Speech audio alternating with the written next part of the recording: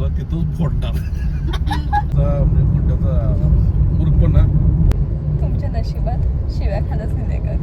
त्याशिवाय मला पुढचे 8 दिवस आणणार कशी. येण्याचा बाजार आहे का काही कसं काय गाडी सोडतील आणि पळा म्हणतील. बाबा. तर आपण आता चालू आहोत सरप्राईज ट्रिपला.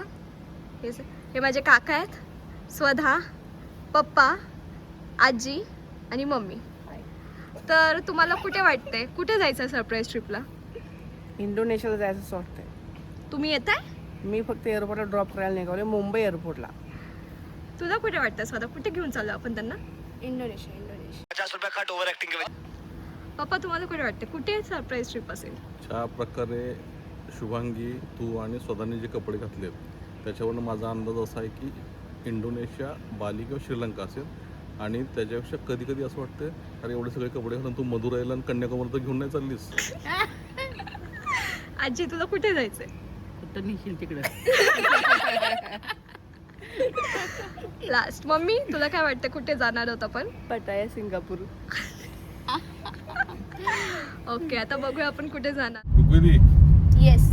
तुला माहिती आहे तू आजीला कोल्हापूरवरून बोलून घेतले स्पेशली 2 दिवसापूर्वी की आपण बाहेर फिरायला जायचं. एक्सपेक्टेड आहे ज्या प्रकारे चाललं की ही इंटरनॅशनल ट्रिप असणार आहे. आणि आपण निघताना आज आजी सगळ्याच्या अगोदर तयार झाली. आजी थोडी आवरायला आहे ना, जर निवांत काम असते पण ती सगळ्याच्या अगोदर तयार झाली. इंटरनॅशनल एअरपोर्टला पोहोचल्यानंतर जर कळलं हे आपण आउट ऑफ इंडिया जात नाही तर तुझं काय खरं नाही, तुला तिथंच फोडणार. तू समझा? हाँ. नहीं तू समझा नहीं. ठीक आहे, माझ्या भावाचा म्हणजे मोठ्याचा मूर्खपणा उशीर झाला तरी पण सीएनजी गाडी, मित्राची गाडी आणून ठेवली आहे. त्याचं काय नाही, आपल्या मनातल्या फोनवर बोलले पाहिजे. काय निघतोय? सीएनजी कधी भरायचं आणि पॅसेंजर गाडीत बसलं ही पद्धती चुकीची आहे. तुमची तयारी काय आहे? पण आपण पॅसेंजर नाही आहोत पप्पा. अरे पण घरातल्या लोकांची काळजी. आणि काय म्हणतो की तुम्ही 2 वाजता तुम्हाला सोडतो एअरपोर्टवर 5 तास आधी, कारण का मला भाडं आहे. घरची इम्पॉर्टंट का भाडं इम्पॉर्टंट? कधी कधी प्रायोरिटी ठरवलं पाहिजे.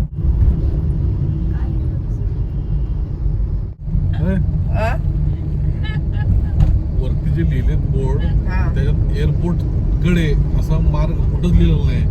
नाशिक बिशिक लिहिलं. नाशिकला नेऊन सोडशील विमानाचा टाइम काय आहे माहिती आहे का? पागल. एकदम उशीर झालाय.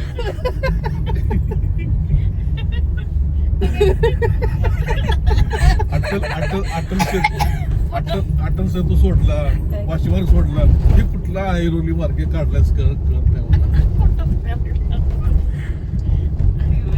तुझी इच्छा आहे वाटतं रुक्मिणीचं इंटरनॅशनलचं हे व्हायला पाहिजे का? 2 किलोमीटर पे राईट आणि 10 मिनिटात पोचतोय. कशाचं 10 मिनिटात पोचतोय? तर हे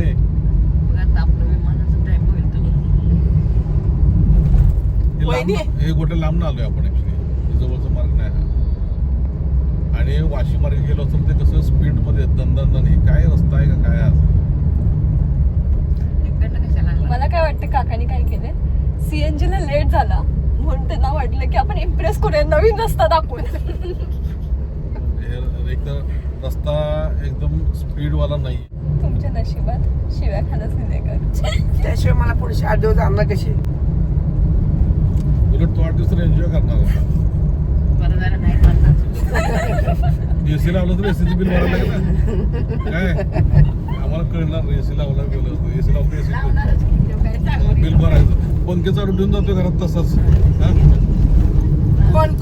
कोण वहिनी कोण ठेवून जात आहे? तिकडे घे वहिनी, तिकडे घे वहिनी. कोण ठेवून जात आहे? पुढचे 8 दिवस पुढचे 8 दिवस काका मजा तर करणारच आहेत. पण 8 दिवसाची शिवाय आज पप्पांकडून खाऊन घेतात. त्यांना असं 8 दिवस खंत नाही भासली पाहिजे की यार दादाचा आवाज नाही पडत आहे. 8 दिवसाच्या शिवाय एका दिवसात पप्पा होऊन जाऊ दे.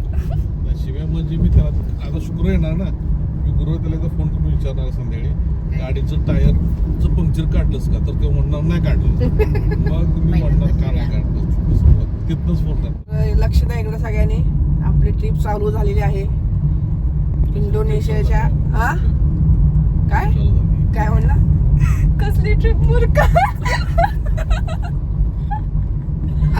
येण्याचा बाजार आहे का का वाट्याला खरं जरा बस आता चला कॉमन सेन्स डोक्याचा भाग नाही कमी आहे कसं त्यांनी काय इथंच गाडी सोडतील आणि पळा म्हणतील म्हणून की जरा करून दाखवू दे की दाखवत त्याला. चला आपली ट्रिप चालू झालेली आहे एअरपोर्ट काय येणार नाही आता हे बाबा आपण निघालेलो आहे इंडोनेशियाच्या ऐवजी दुसऱ्या ठिकाणी. सस्पेन्स आपण तोडत आहे इट्स अ रोड ट्रिप. गाडी आपल्याबरोबर 8 दिवस असणार आहे. There is no airport, there is no international trip. I am so sorry.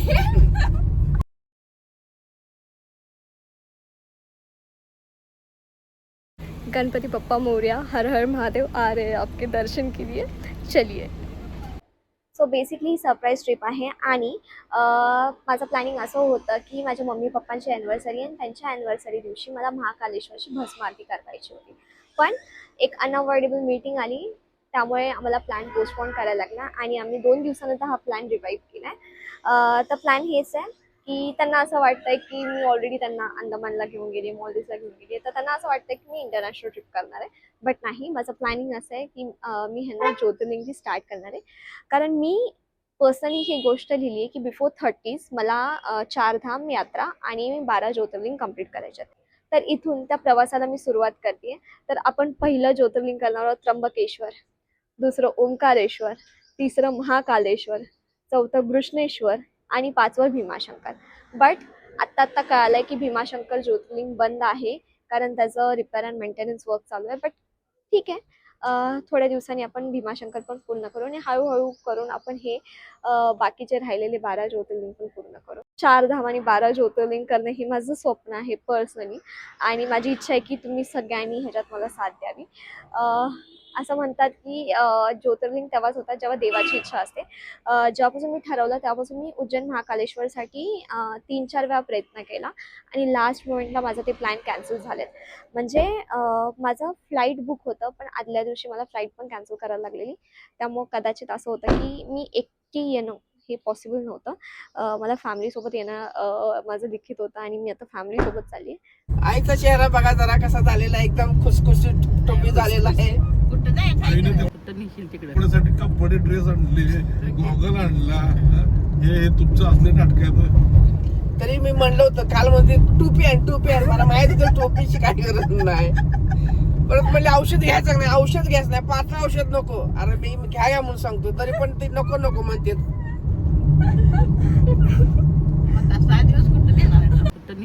Lock बॅगेला कशाला घातलं?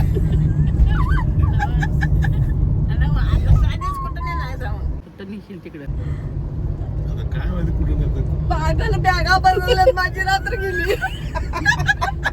त्यांचं घे की शूटिंग. ते टाक केलं तर बॅग फाटेल भेटेल मी म्हणून तुला बॅग शेवटपर्यंत म्हणत होती असू दे.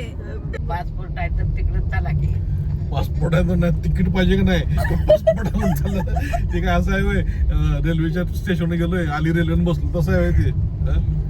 तिकीट पाहिजे विमानाचं, नुसतं पासपोर्ट असून कसं चालेल. पोरी प्लॅनिंग करताना मला आणि शुभांगीला काय सांगितलं आजमध्ये एका शब्दानं काय चाललंय प्लॅनिंग काय नाही. आणि आमचं आहे ना घर का भिरी लंका ढाय गोट्या ह्याला सगळं माहिती आहे. तरी ह्यानं एका शब्दानं काय सांगितलं आणि आई तर तिकडनं कोल्हापूरला आल्या गॉगल तो ड्रेस फॉरेनला झाली, फॉरेनची पाटलीन व्हायला चालली. डंबू आणि विकास जाऊन ड्रेस घेऊन आले तिला. मी काकाला मगाशी काय म्हणलं, कोण शिव्या घालणार नाही तर मी ढमवाच आणि विकास शिव्या घालते. गॉगल घालून आले. डंबू चिंकूला आता वाटलं असेल 7:30-6 वाजले, 7:30 विमान आला असेल. 10 वाजता. आता जेव्हा त्यांना आपण फोन करू ते म्हणणार पोचले का, कशाचे पोचले कशाचं काय त्याच्या अशी सगळी गंमत काय नाही. आजी म्हणे ह्याच्यासोबत परत यायलाच नको. मी पण म्हटलं एवढं आईची आम इच्छा होती इंटरनॅशनल जायचं. आज आईची इच्छा वर्ष अजून राहिले आता परत अजून 6 महिने वाट बघायला लागणार है नाही. ते भारी होतं. पासपोर्ट आहे ना आता मग जाऊया की. काळ जरा मागे फिरूया. या ब्रह्मगिरीच्या कुशीत एक शांत आश्रम होता. इथे राहायचे महान ऋषी गौतम ऋषी. त्यांच्या तपश्चर्यामुळे संपूर्ण परिसर समृद्ध झाला होता. पण नियतीला काही वेगळेच मान्य होते. एका कटामुळे त्यांच्यावर गोहत्येचा आरोप ठेवण्यात आला. त्या पापातून मुक्त होण्यासाठी गौतम ऋषींनी एकच मार्ग निवडला. भगवान शिव यांची कठोर तपस्या. दिवस गेले, वर्ष गेले, पण त्यांची श्रद्धा कधीच ढळली नाही. शेवटी त्यांच्या भक्तींना प्रसन्न होऊन भगवान शिव स्वतः प्रकट झाले. तेव्हा ऋषींनी स्वतःसाठी काहीच मागितलं नाही, फक्त एकच विनंती केली, गंगेला पृथ्वीवर आणा. आणि त्या क्षणी गंगा इथंच अवतरली, गोदावरीच्या रूपात. याच पवित्र भूमीवर भगवान शिव कायमस्वरूपी स्थिरावले, ज्योतिर्लिंगच्या दिव्य स्वरूपात. आणि इथलं ज्योतिर्लिंग आहे खास, कारण इथे एकाच शिवलिंगात ब्रह्मा, विष्णू आणि महेश त्रिमूर्तींचे दर्शन होते. म्हणून याला त्र्यंबकेश्वर असं नाव मिळालं.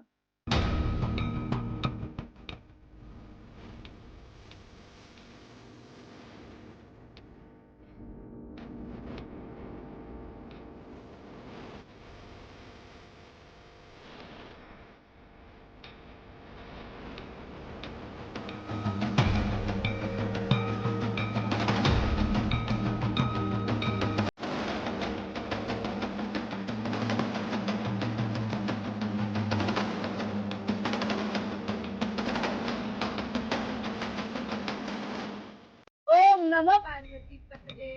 हर हर महादेव.